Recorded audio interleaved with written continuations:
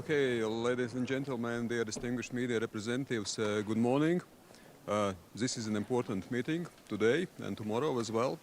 Of course, there are important subjects timely to discuss. Also under new leadership of Secretary General Mark Rutte. I am absolutely certain that there will be continuity of the activities, the plans, the ambitions which have been already implemented under the previous Secretary General. And of course, it is important to continuously focus on defense and deterrence of NATO, on implementing regional plans, on, of course, implementing rotational model. It's extremely important for the eastern flank, also for Latvia, rotational model and protecting our airspace. Of course, it is important continuously to support Ukraine until victory. We underline the importance of Ukraine using all assets, also Western assets, NATO assets provided by NATO members, also to target legitimate targets on Russian territory. Ukraine has absolute right to self-defense, and that's why also this is absolutely legitimate. And of course, also important to discuss what happens more globally, including in the Pacific. Also, what are the Russia's activities, how we can contest, constrain, challenge also those Russia's activities, because of course it is also about hearts and minds and interests more globally. So that's why Indo-Pacific is also a very important field of strategic interest for NATO. The frontline countries have been asking for more NATO clarity on what to do about airspace incursions. Yep. You're talking about putting up a wall of drones, things like this. But what do you want from NATO? More air defense, but also more political guidance on what they intend to do when there are, for example, the armed drones that crashed in the country? Absolutely. We have experienced a serious incident. Incursion by Russian Shahed drone on Latvian soil and Latvian airspace, and we must remember that Latvian airspace is NATO airspace. Crossing Latvian border, it's crossing NATO airspace and NATO border. So that's why we have committed ourselves to defending the NATO territory from first inch, and it means also first inch in air. That's why absolutely it is important that we strategically and politically move forward with those ambitions and commitments which have been made. It is about rotational model, implementing those rotational model. On eastern flank, we see that there are also the necessity to upgrade air policing to air defense mission, that it's not just about dealing with Russian jet fighters, but also, as we see, with such objects as armed drones. So it is about NATO credibility. It is about credibility, how we are able to respond. I think we already made some adjustments. Eastern flank countries have made a very clear statements in this regard. B9, Bucharest 9 meeting was just recently taking place, and also there was underlining importance of dealing together. So it means that we should implement those long-term already ambitions and commitments immediately to react right now, and also to adjust to the new challenges. And drones absolutely are new challenge as well. It's a new reality, and the war is closer than it seems. But do you want them to be shot down? Do you want NATO to be prepared in NATO airspace with the air mission to shoot them down before they possibly land on a Latvian boat? Is that what you're asking? We believe that, of course, once it crosses NATO border, first of all, it must be detected clearly, and then, of course, it is allowed, the circumstances allows, it should be intercepted, basically being shot down. On the victory plan of President Zelensky, how realistic do you think is his demand to get an invitation for NATO membership within a year? I mean, of course, we will see also the more detailed plan, but we support the victory plan. We believe that Ukraine must have victory against aggressor country. It is for all of us important. It is about wider repercussions, implications. If we don't invest in supporting Ukraine as much as we can, as long as it takes right now, of course, the costs will be higher in the future. So that's why implications of what we do right now are extremely important. Latvia has supported the NATO membership for Ukraine, but at the very end, it is about 32 members of NATO which should unanimously also agree on NATO membership. So the dialogue, the discussion, the conversation within alliance also goes on. Latvia has a clear stance in this regard.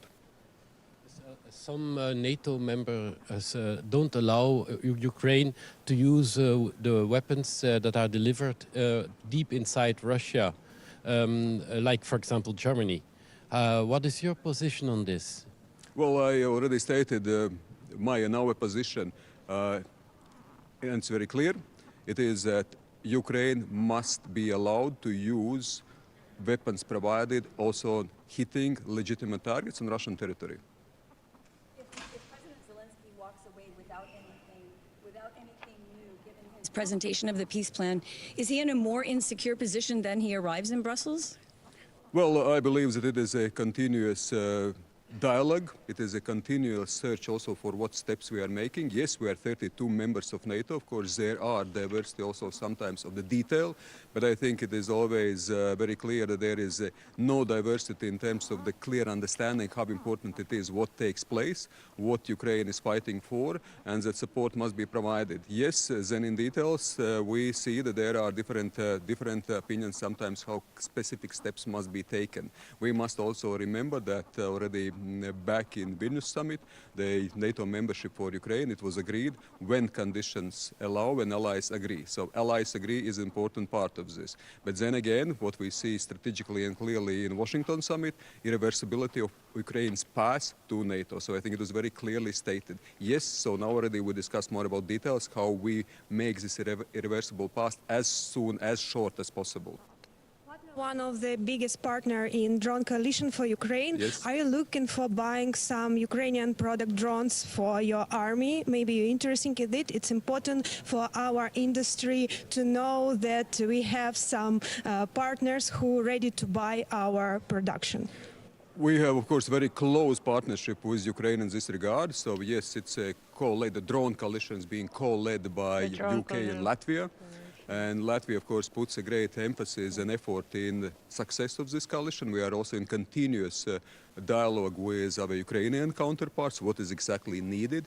We see that there are several ways how to provide and contribute to the success of the drone coalition, and the primary goal, of course, the success of Ukraine fighting for its independence and freedom.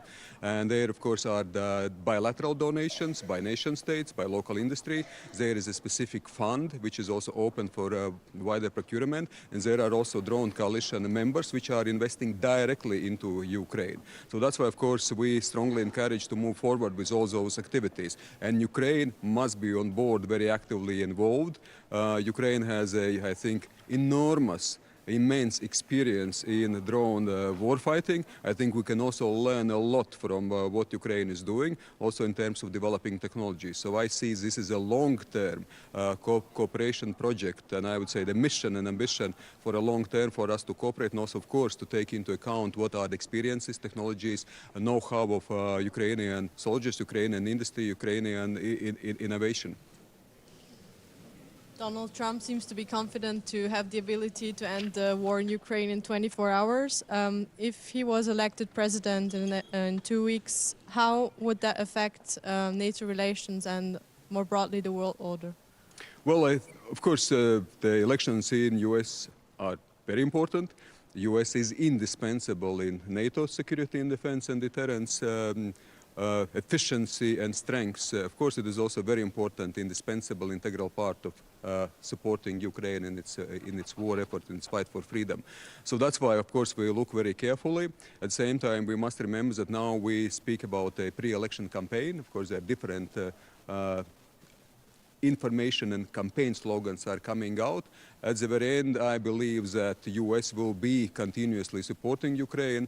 Yes, might be some difference of emphasis, but U.S. is important. It will support, and I think also Mark Rutte has expressed it very clearly. We move forward with any administration. All administrations, I think also in the United States, are very aware of the fact that Ukraine fight for its freedom, and that implications of that fight is much wider also for the United States. Thank you very much. Yes, have a nice day. Bye-bye. Thanks.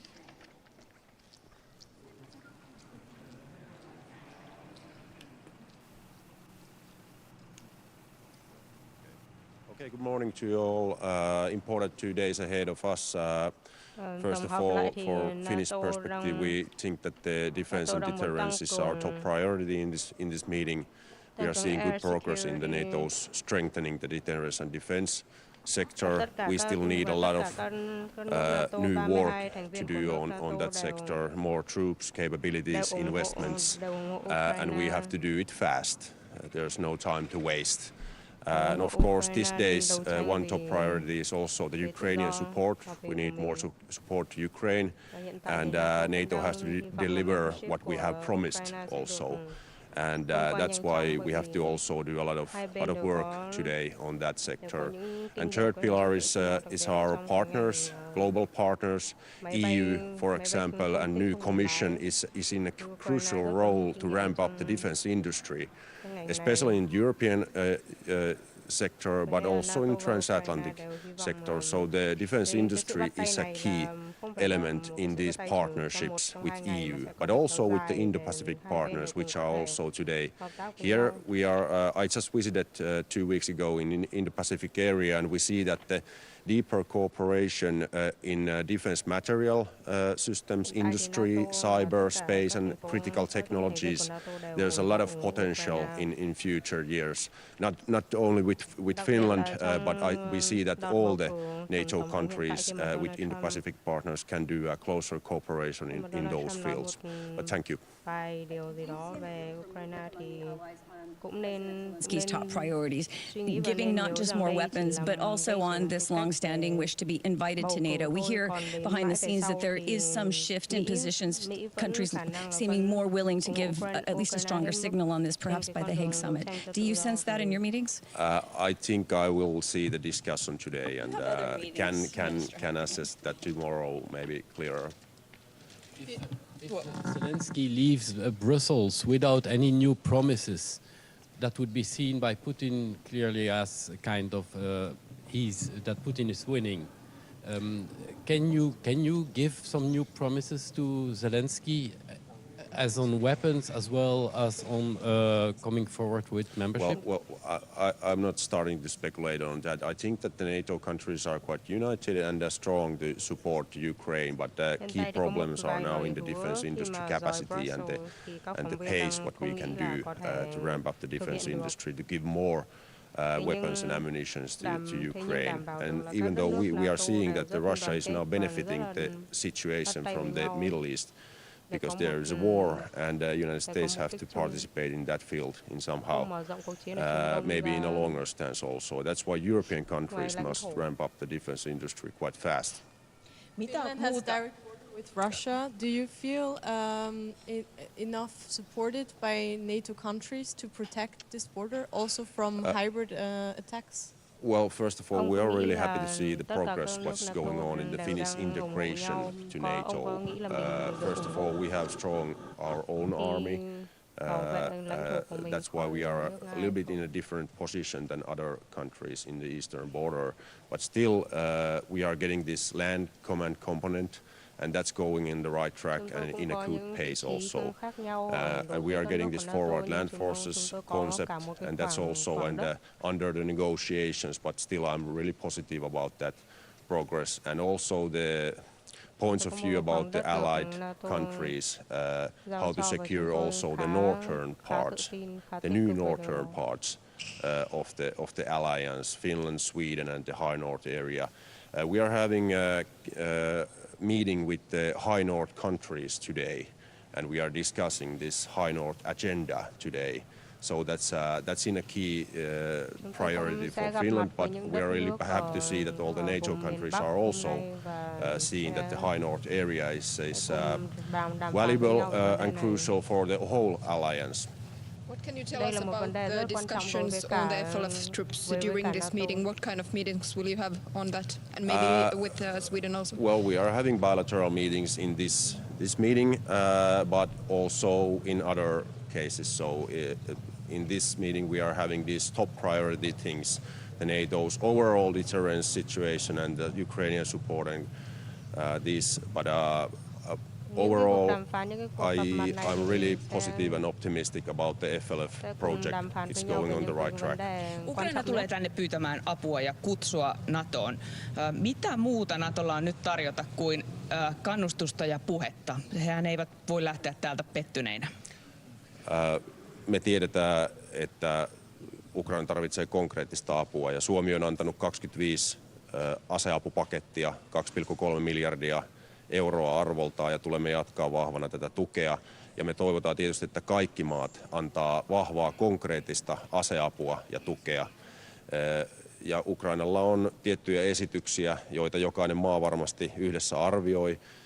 Uskon, että se henki tällä hetkellä on se, että kaikki tietää, että on kriittisen tärkeää antaa kaikki se apu, mitä Ukraina tarvitsee. Vasta sitä kautta syntyy sit edellytykset rauhanneuvottelulle oikeasti. Entä tuo psykologinen tuki, joka tulisi mahdollisesti tästä kutsusta? Oletteko te valmis lähettämään sellaisen? Me arvioidaan näitä yhdessä ja se on tänään mielenkiinnolla odotetaan tietysti puolustusministeri Umerovin tapaamista. Mulla on kahdenvälinen tapaaminen Umerovin kanssa iltapäivällä ja sen jälkeen illan kokous Umerovin kanssa ja ilmeisesti Zelenski myös tulee siihen kokoukseen mukaan. Miten muotoilisit vielä tämän, että onko se kutsu mahdollinen tai realistinen sinne Haagiin mennessä? En lähde nyt sitä arvioimaan, että nyt pitää myös sillä lailla pitää katse pallossa, että se mikä on ihan puhtaasti länsimaiden käsissä on lisää rahaa, lisää aseita, lisää ammuksia, pitkäaikaisia tilauksia puolustusteollisuudelle kotimaassa ja sitten yhteishankintoja. Ja näissä tarvitaan tietysti EUn tämä tiivis yhteys. Sen takia EU on nyt keskeinen NATO-kumppani tässä Ukrainan tuessa. Kiitoksia.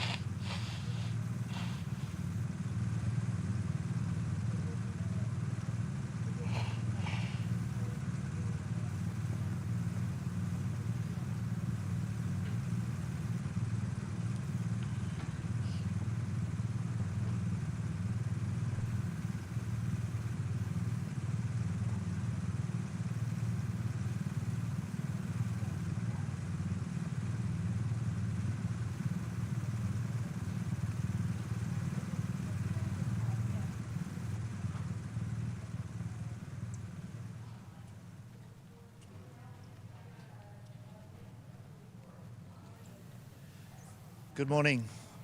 I'm John Healey. I'm the new UK Defence Minister. And at this time of my first NATO Defence Ministers meeting here in Brussels, it comes at a time when the UK's unshakable commitment to NATO could never be more important. And at a time of growing Russian aggression and increasing wider threats, today we will make the commitment to reinforce NATO's eastern flank with a new plan alongside Estonia for our forces there. And we will make a commitment, a UK commitment, to bolstering the future of Europe's defences, leading a new initiative to net together the European air defence systems and to work together with other European allies to develop long-range missiles. This is part of the UK's new determination to work more closely with other European allies on security for the future. And Europe's security is guaranteed by this NATO alliance. Thank you. Yes. I'm pleased that President Zelensky came last week to London to brief me and the British Prime Minister on the victory plan. It's very important he's here in Brussels to brief NATO defence ministers today. The message will be quite clear. We, as Ukraine supporters, must do everything we can to step up our support for Ukraine in the weeks and months ahead, to put more pressure on Russia, to ensure that Ukraine can prevail, because the defence of Europe starts in Ukraine. They're fighting for the same values and same beliefs and same freedoms that we prize, and we owe them that duty to stand with them for as long as it takes. On his way home, what new promises can you provide? Well, we've been a UK government for just 3 months now. On day 2 in my job, I was in Odessa with President Zelensky because Ukraine is a first-order priority for me as the UK Defence Secretary and for the UK government. So we've stepped up our UK support for Ukraine, military aid. We've stepped up the production of fresh weapons, including air defence systems, which the Ukraine are asking for. And we've also struck a new treaty for export guarantees and industrial production. And in that way, like other allies together, we can help with the provision of military aid now and the production of what Ukraine needs in the weeks and months ahead. Speaking of the AP4 countries together with the allies, which strategy should the NATO adopt here together with its partners when it comes to China, who has become militarily involved also in the Ukrainian conflict? Look, I'm delighted we've got the 4 defence ministers from the IP4 here with us today at NATO.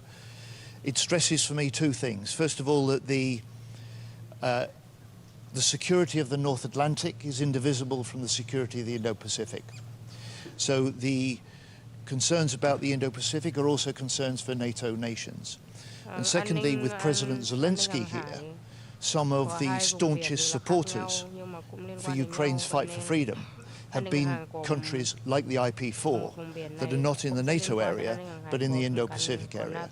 They're fighting and they stand for the same freedoms and values that we do. And Ukraine's fight is also their fight. Thank you very much. One last question. Cuối cùng thì cuộc chiến của Ukraine thì cũng là cuộc chiến của cả châu Âu và cả cuộc chiến của cả NATO nói chung.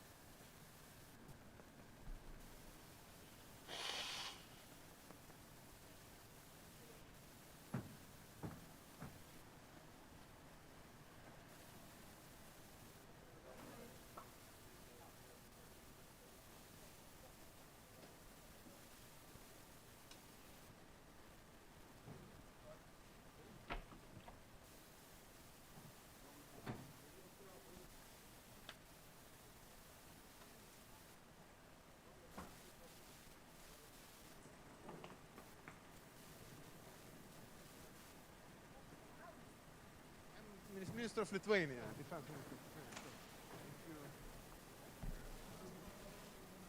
Belarus border. Do you fix any activity of Belarusian troops, or how it looks the situation with the illegal migrants on your border? Illegal migration now, the situation is quite stable. I think we vấn đề implemented về the tools người who let us giúp stabilize người and nhập control the cư. situation. Now we have a new phenomena, which is connected to smuggling. They're using now not the drones for the smuggling, but the meteorological balloons. Vấn đề về người And we're nhập bringing cư the trái phép cigarettes thì hiện to tại our bây giờ country khá by cân the bằng balloons ổn who are định. not controlled. But anyway, they are like create the risk for, especially for civilian aviation. So now we're implementing the tools against smuggling networks, but also, sending the signals to the Belarusian side to stop that kind of activities, because it creates the risk for civilian aviation. What about troops? Do you fix any activity? Not expected. I mean, everything according to the traditional plans. We know very well what our intelligence is strong enough to have clear indicators where is a training exercises, where is a real threat. So now, at this moment, we don't feel nothing unusual. But you always should be prepared. Những thông tin mà họ đang nhận được thì cũng khá là President cân bằng và Zelensky's ổn victory định. plan, and more specifically his demands to get an invitation from NATO within the next year. Very positive. I think invitation, first of all, it is not membership. Invitation is just a first stage, showing the Ukrainian nation that Russia does not have the veto power on the NATO enlargement. It's very important to send a message to the Ukrainian nation, which fights now for all our security, but they in the future can have a membership in NATO. But invitation is a first stage, and if you give invitation, it's real irreversible page of history. So it's a real, not in the wordings, just in conclusions, but it's a real irreversibility, on point of no return. And sending the message to Russia, but we don't have the veto power, informal veto power on NATO and NATO enlargement. But in this plan, there are also other important aspects, like, for example, to help Ukraine right now. We know what NATO countries has the resources to do it more and more effectively. But the Secretary General was very reluctant. Now? So would you advocate giving this invitation now, as I he's would asking? give yes, yeah, absolutely. Secretary General Rutte was reluctant on giving a timeline for this invitation. Why is that? Why are there still bottlenecks among some of the Many countries, many approaches, many views, and you need to find the common ground. We are Baltics, we Lithuania, we understand the situation, and we have, if you want to stop Russia, if you want to break their military machine, you need to support Ukraine. And it's the best way to break this machine. If you want to push Russians back from the NATO territory, from even idea to test NATO, the best way to do it is support Ukraine in every means. It's military support and also political support as an invitation to NATO. From Zelensky, it looks like he's putting now responsibility for victory or for success in the hands of Western world. Is it right to say it's now your responsibility? I think the real situation about the Ukrainian nation is fighting and dying. For their independence, but also, as I said, they're pushing back Russians every day. Every day. You can imagine if it will be de facto frozen, how Russia can be reestablish their powers and to try to test in some years even NATO territory. So Ukrainians are fighting for our security too.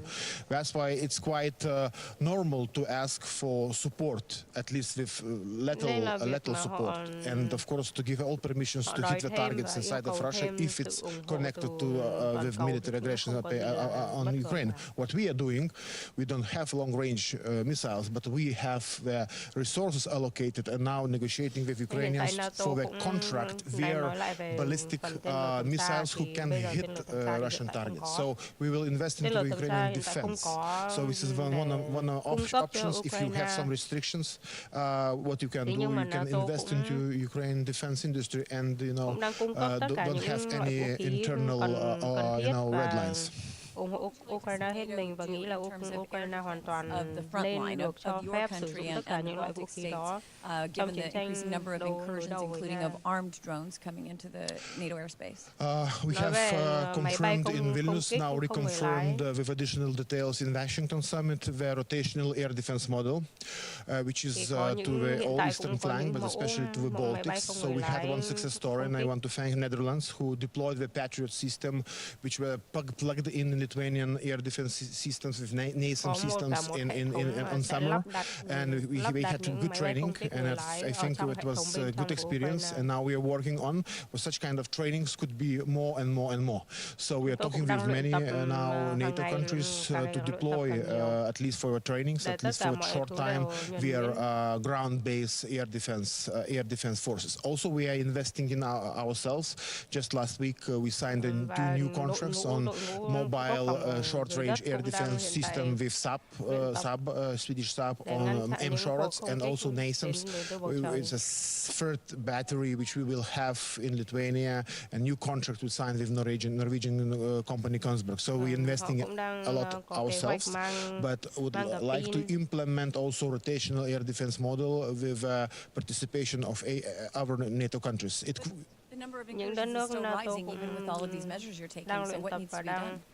You know, it depends on the incursion, you know. So if you're talking about Shahed drones, so there are tools how, you know, when you detect them, there are tools how you can destroy it by a fighter jet, or using some more softer arms from the ground. So it's also lessons learning from Ukraine. We know what to do. I mean, so we're investing a lot of nationally, but if you talk about cruise missiles, if you talk about ballistical missiles, different planes, jets, which is coming from adversary. So air defense model with Patriots, SAMT, NASAMS, IRIS-T works well. Cơ bản là có rất nhiều loại tên lửa, nhiều loại đầu đạn mà NATO và Ukraine có thể thực hiện và có thể sử dụng. There's a Lithuanian candidate now to become defense commissioner. Yeah, how do you think? Today, yeah. So how do you think that Kubilius might influence also this partnership or foster further partnership between you and NATO? He will influence it very positive way. I'm sure about that because, you know, I know him, former prime minister of my country. He's a strong politician. Now he challenged for him to take this portfolio, which is quite, you know, just empty it and to put the instruments into that. So many things what he can do, support Ukrainian defense industry with European resources, also to support our eastern flank. We will talk today about counter-mobility measures, military mobility, where we can put more European resources. It will be like a burden sharing and sharing with NATO. NATO is more defense, hard defense, EU as a more soft defense. The main aim and challenge for him to give a push to our defense industry. You know, we see a new defense industry lines, but not new factories. We need not evolution, we need a revolution. So this is the main challenge for him. I hope he will succeed. Quốc phòng ở trên không, thế nhưng mà lại không có những cái nhà máy thực sự để sản xuất những loại máy bay và những loại tên lửa không kích như vậy. Do you expect a similar thing to happen with the invitee status of Ukraine starting on this meeting? I have hope, of course. It won't be very easy, but I have hope. I mean, we need to do it. Yeah, absolutely. Thank you. Okay, bye. Thank you.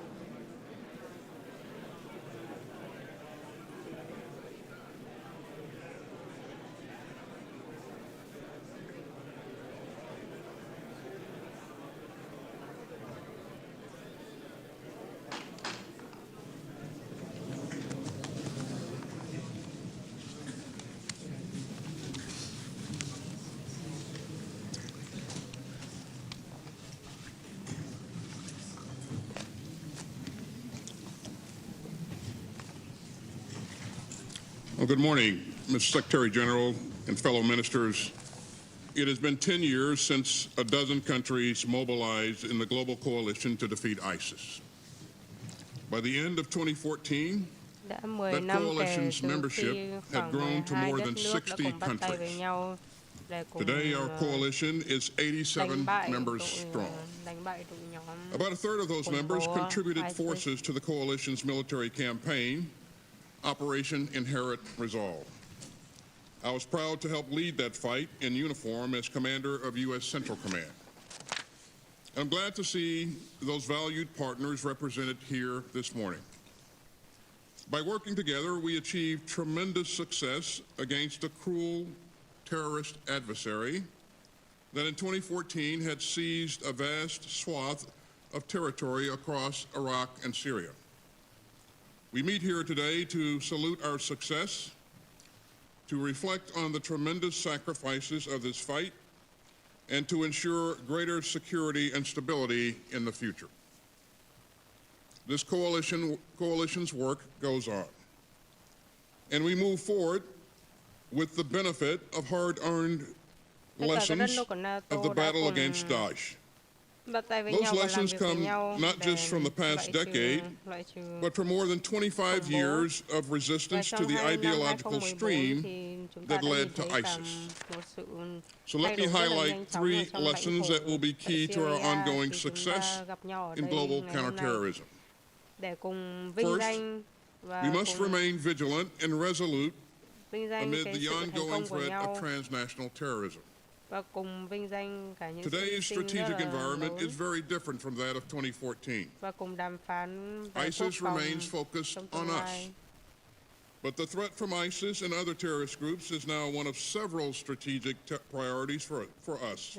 We're tackling a range of key challenges, including bullying from the People's Republic of China and Russia's reckless invasion of Ukraine. But as we do so, we must not lose sight of the threat that ISIS still poses. So this ministerial underscores our shared vigilance and our shared resolve. Second, we have learned that our greatest strength comes from our collective response to ISIS. Like other global terrorist groups, ISIS plots to make us overextend ourselves.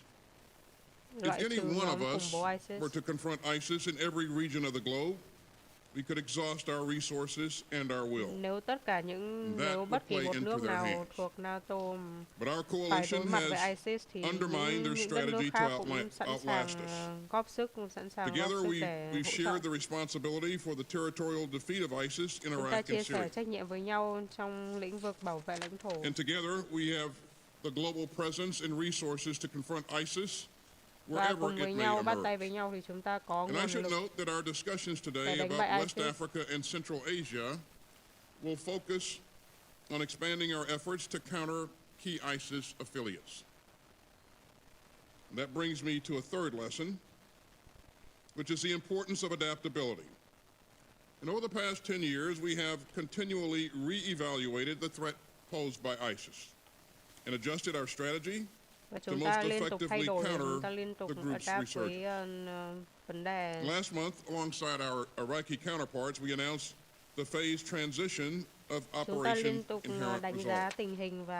We'll talk today about what that process means for the military mission and for our ongoing security partnership with Iraq. Meanwhile, key ISIS affiliates beyond the Middle East pose increasingly dangerous threats, especially ISIS Sahel, ISIS West Africa, and ISIS Khorasan.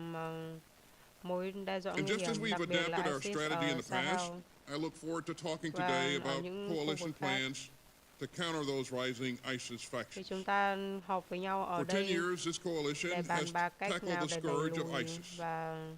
Our success stems from our resolve, our commitment to working together, and our willingness to adapt. These core elements will remain at the heart of the next phase of our mission. Thanks again for your leadership and your solidarity, and I look forward to our discussion today. And with that, let me turn to Secretary General Rutte for his opening remarks. Secretary Austin, thank you for organizing this Defeat ISIS Defense Ministerial. And I'm honored that we can host this important 10th anniversary event here at NATO headquarters. And I believe it is also fitting. NATO is strongly committed to countering terrorism in all its forms and manifestations. 10 years of the coalition is an important reflection point. The coalition has done extraordinary work over the years. And I welcome that 5 years after the defeat of ISIS in Iraq and Syria, the reduction of the ISIS threat in Iraq has led to a planned transition of the coalition's military mission in Iraq to bilateral security partnerships. But we must not take our eye off the ball. The continuing violent attacks by ISIS affiliates and other terrorist groups in Syria and Iraq, as well as across the Sahel, Eastern Africa and Europe, underline that terrorism remains a persistent threat. And it is a threat that is evolving. There is an increase in lone wolf attacks. Terrorists are increasingly using new technologies. And the epicenter is moving southwards into the Sahel, a region which is now accounting for almost half of all deaths from terrorism. At the NATO summit in Washington this July, Allied leaders agreed a new action plan on NATO's role in the international community's fight against terrorism. We also appointed a special coordinator for counterterrorism last year and a special representative for the southern neighborhood this year. In the Middle East and North Africa, NATO continues to support our partners in their fight against terrorism. NATO's mission in Iraq is the cornerstone of our engagement in the region. And thanks to close coordination with the United States and all our allies, NATO's mission in Iraq will continue after Operation Inherent Resolve as a non-combat advisory mission to strengthen Iraqi security institutions. Additionally, Jordan, Mauritania and Tunisia already benefit from NATO defense capacity building packages, each with a strong counter-terrorism dimension. Other partners in the region also benefit from counter-terrorism training and exercise opportunities in areas ranging from battlefield evidence to border security and awareness of chemical, biological, radiological and nuclear threats. Beyond our work with individual partners, NATO is engaging through the Mediterranean Dialogue and Istanbul Cooperation Initiative partners to improve civilian military cooperation and support broader efforts in fighting terrorism. And of course, we coordinate closely with other international organizations, including the UN, the EU and Interpol. Dear colleagues, NATO is committed to stepping up its efforts to counter global terrorism in line with the goals and aspirations of this coalition. So thank you, and I look forward to our discussions and consultations today. NATO luôn luôn cố gắng và luôn luôn nỗ lực đẩy lùi và phản công lại ISIS, và hy vọng là tất cả những đất nước ở bên trong NATO đều có thể cùng nhau bắt tay đoàn kết để tạo nên tiếng nói chung.